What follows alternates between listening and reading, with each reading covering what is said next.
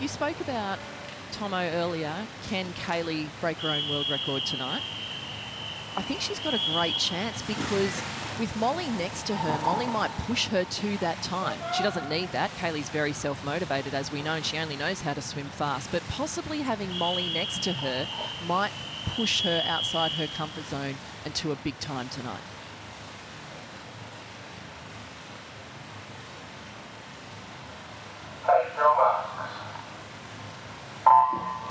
The big guns are out early. Kaylee McKeown with a great start along with Mollie O'Callaghan. They're the central lanes. And Kaylee has started really well. She's out at the head of the field. Mollie not too far away. And Hannah Fredericks in lane 3 is part of that speed battle also. But if Kaylee turns ahead of the field, I'm wondering if the world record could be in jeopardy. It's a brilliant start by Kaylee McKeown. You've got to remember, Mollie is exceptional on skills, but Kaylee is 0.15 under her own world record pace at the halfway mark. And she's got some company there as well, Anna Anderson and Mollie O'Callaghan. Kaylee's in front of the world record. It's Kaylee versus the red line. There's 3 swimmers ahead of it at the moment. Can Kaylee McKeown keep going? Maybe a world record to start night 2. Kaylee owns the world record. Is she about to lower her own world mark? She's slowing as she gets to the wall. Stretch out, Kaylee, maybe no, but she's won anyway, and she just missed the world record. And what a blistering swim from Mollie O'Callaghan for second. Wowzers, 57.41. I tell you what, it came down to the touch on the wall for Kaylee, and she was just half a stroke short. You could see it going through her mind. Do I glide to the wall? Do I take an extra stroke? Kaylee and Mollie. Look, Mollie, you've just self-proclaimed yourself as being the double trouble. So we might look into that a little bit later, but Kaylee, let's start with you. Olympic champion, undisputed backstroke champion of the world, and queen of the world, in my opinion. That backstroke race was brilliant. How did you feel? Look, I'm not going to lie, I was a bit disappointed with that. There's always room for improvements, and I'm glad that I had someone else joining the 57 club. I think that's the fourth person to ever do it. It was an incredible race. We actually had 3 athletes under world record pace with 15 metres to go. It just goes to show the amazing depth that we have within backstroke. Now, look, you've booked yourself another ticket to Paris. Are we going to see you emulate what Dawn Fraser has done and defend that 100-metre backstroke title?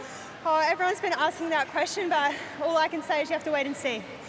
And Mollie O'Callaghan, it's so great to see you swimming backstroke again. How'd you feel in that race? That really hurt, to be honest. A bit of the 100 was not the greatest, but, you know, to touch in a 57.8 is just amazing, and I was not expecting that. But I'm really happy with the result. And off to another Olympic Games. You have booked yourself a ticket to Paris.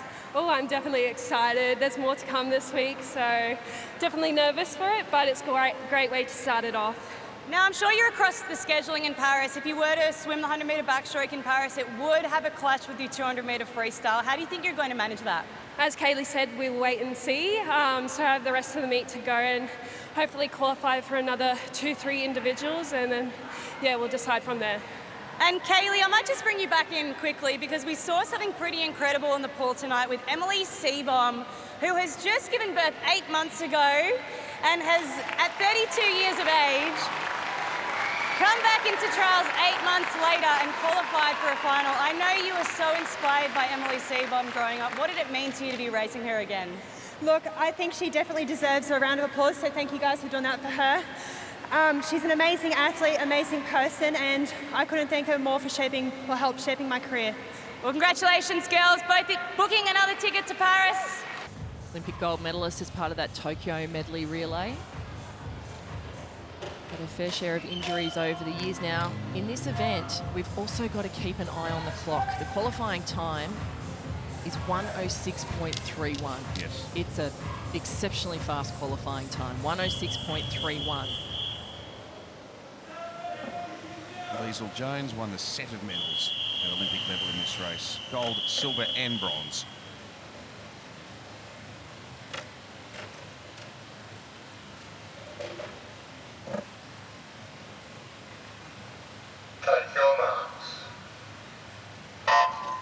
Some seasoned veterans up against some emerging breaststroking talent. The final is underway.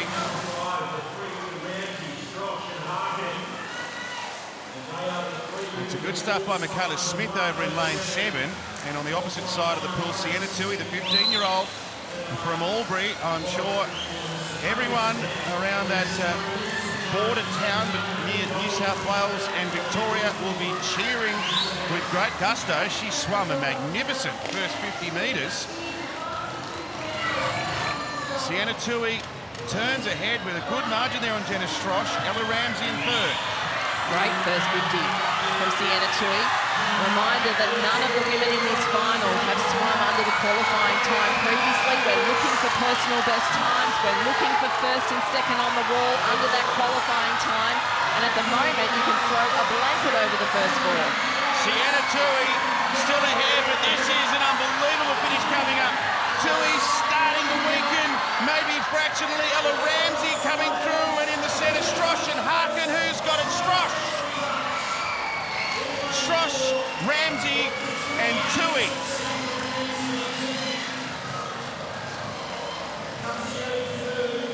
Wow. What a finish. Jenna showing her experience there by just finding the touch on the wall. We're outside qualifying time, but they need a breaststroker for the medley relay. So Jenna's put herself into contention for this Paris Olympic team. Jenna Strosh, 100 metres breaststroke. You are self-admittedly saying that you struggle a little bit with 100 metre breaststroke, and it's not something that I hear very often, but you actually prefer the 200. Yeah, I do, but I'm really happy with that 100.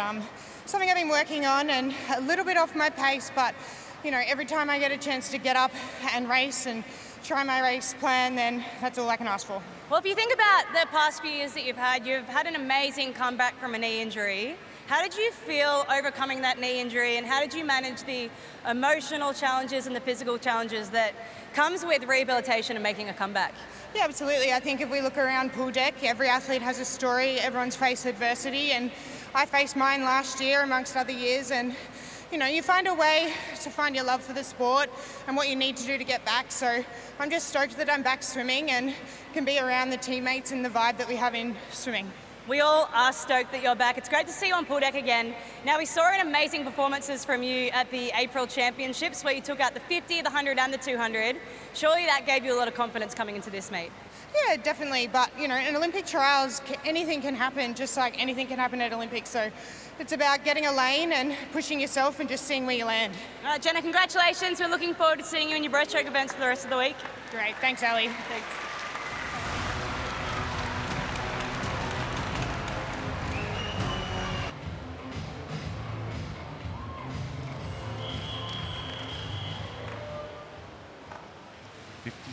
.21, the magic time. There's Isaac Cooper. He's a real showman. Possesses blistering pace and great power.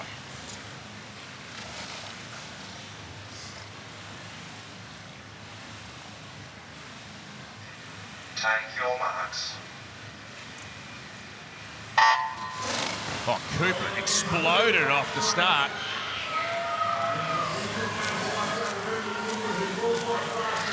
And he's at the head of the field, narrowly ahead of Brad Woodward. Mitch Larkin not too far away from the pace as well, but Isaac Cooper is up on top of the water and trucking as they head for the turn for home. Long out from the wall, high foot position from Cooper. Underwater work here, looking at the 15-metre mark, head up. Coming home straight.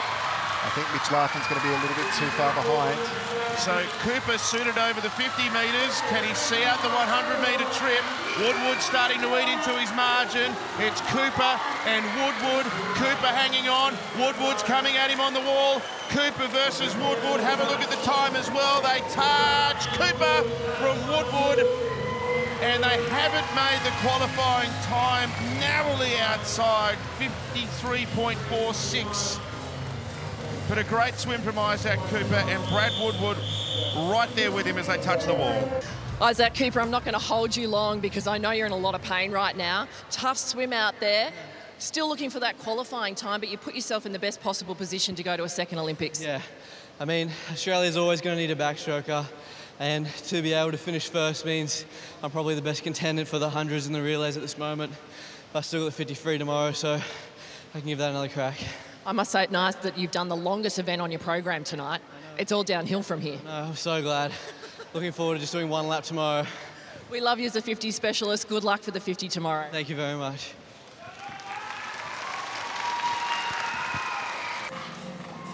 Saw him win the 400 in convincing fashion last night. So it is very much a blue riband event at every Olympic Games, and two swimmers hoping to book their individual tilts in Paris.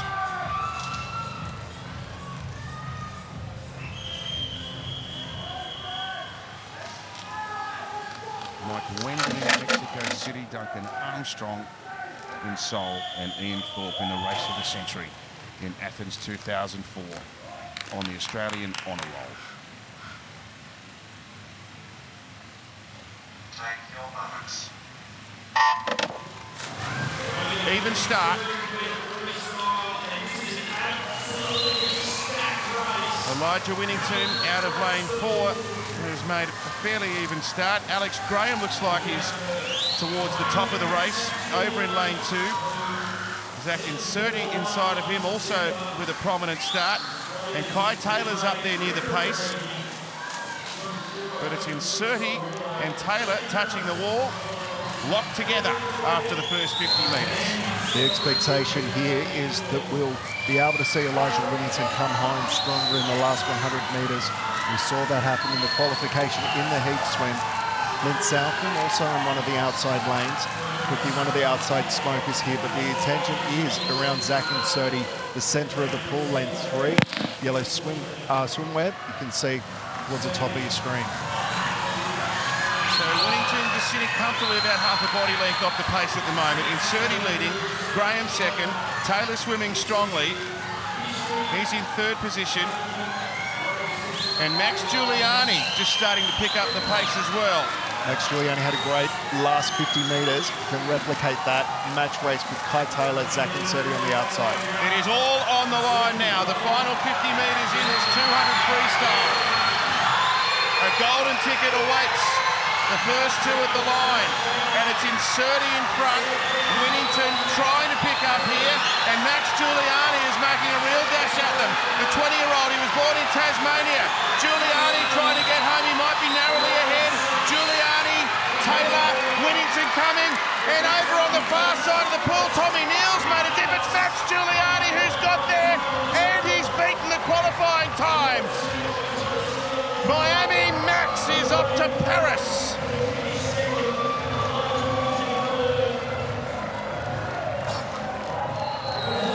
What a finish from Tommy Neal. He came barnstorming home to finish second.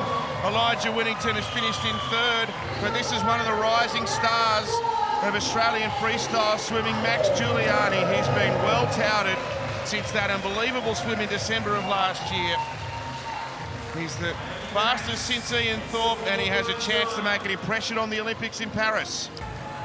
Max and Tommy, what an incredible showdown. We're all looking forward to this men's 200-metre freestyle, and it all came down to the last 10 metres.